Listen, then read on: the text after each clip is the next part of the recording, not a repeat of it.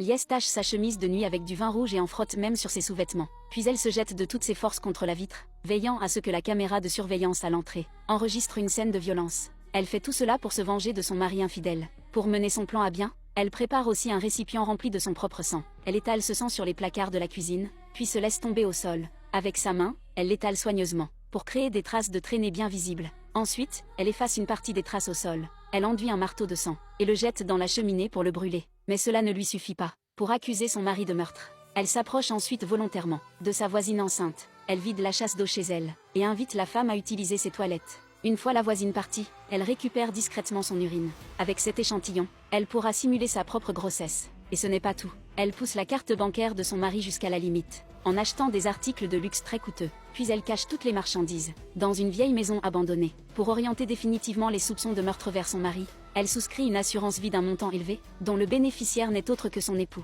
Depuis la disparition de sa femme, Jacques semble presque soulagé. Lors d'un événement caritatif, il accueille les bénévoles, avec un enthousiasme exagéré, et ne montre aucun signe d'inquiétude.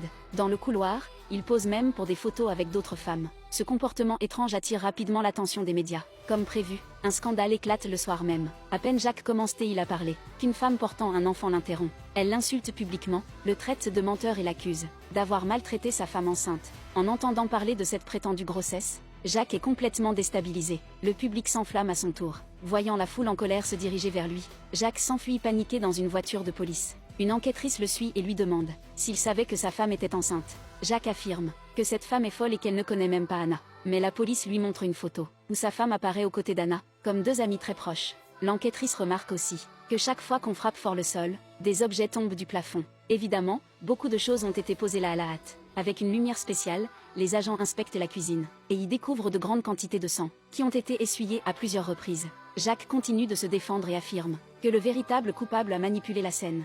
Les policiers sortent alors ses relevés bancaires, remplis de dépenses énormes. Mais la preuve la plus accablante reste l'assurance vie. Le bénéficiaire est Jacques, et le montant a été augmenté récemment de façon spectaculaire.